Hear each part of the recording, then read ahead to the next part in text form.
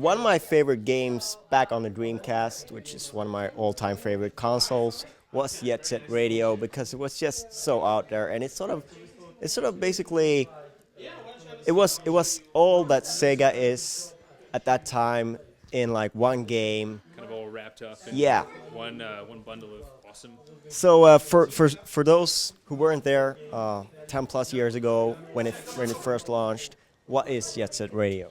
So Jet Set Radio is, we like to call it a skate 'em up. It's basically, so you play as Beat or one of the other characters in your gang, and you skate around a future version of Tokyo called Tokyo-to on inline skates. These aren't just any old inline skates. They're powered by Netium, which is some future energy source that powers inline skates.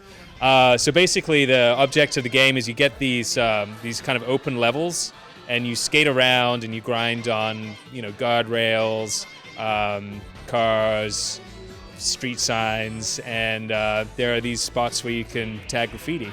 So you're skating around, tagging graffiti, trying to get it all before the time limit, and then you notice, hey, there's like this other gang member over here. What are they doing? So you got to kind of get them out of the way and tag over there, graffiti as well. And there's also a few crooked cops you have to dodge as well. So yeah, it's pretty, like you said, a pretty out there game that embodies a lot of pulp culture around the 2000s.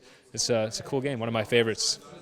And it's coming out now on digital release, PC, PSN, Xbox Live Arcade. What was the because you brought out, I think it's 4 games from the Dreamcast, and this is going to be the 5th release.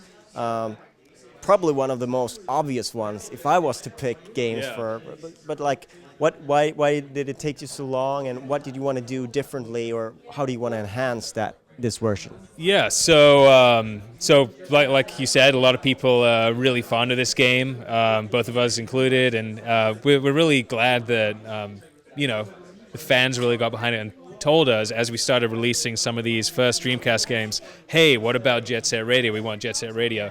So we were able to say, to the executives, like, we should probably be making Jet Set Radio. Everyone's kind of asking for it. A few things lined up right. Like you said, we had these 4 other releases: Sonic Adventure, Crazy Taxi, Space Channel 5 Part 2, and Sega Bass Fishing. So the culmination of kind of all the experiences we've had with that one, and kind of the energy and enthusiasm for Jet Set Radio combined into this re-release.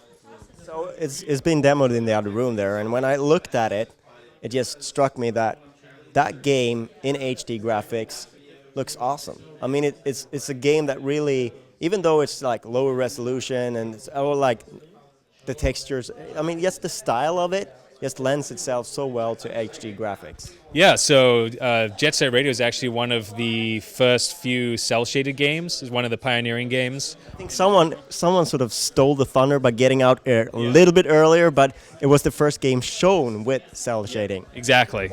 So actually the second one released, but yeah, you said first shown beforehand, and that art style actually, because it's so stylized, it ages, I guess you could say, very gracefully. So like you said, it does look like a brand new game. And so this is pretty much a $60 worth of content, worth of style, like all wrapped up into a downloadable price. It's going to be, I can tell you, a lot lower than that. I can't confirm exactly what it will be. But we're, like I said, we're very excited that it's coming back. The only sad part is that it doesn't give me a reason to bring out my Dreamcast once in a while again. Yeah, that's true.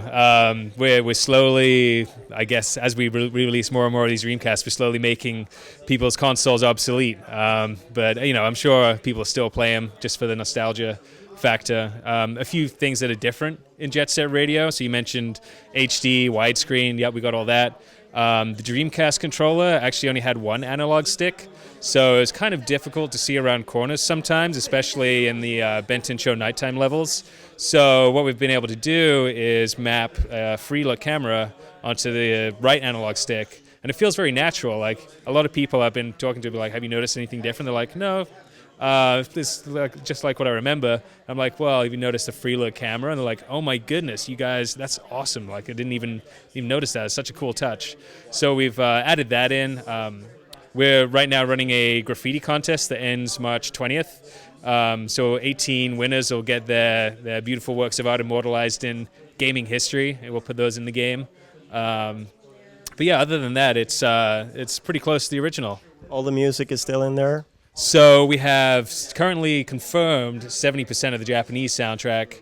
So you got your classics like Guitar Vader, Hideki Naganuma, who did a good portion of it. So all those classics are in there.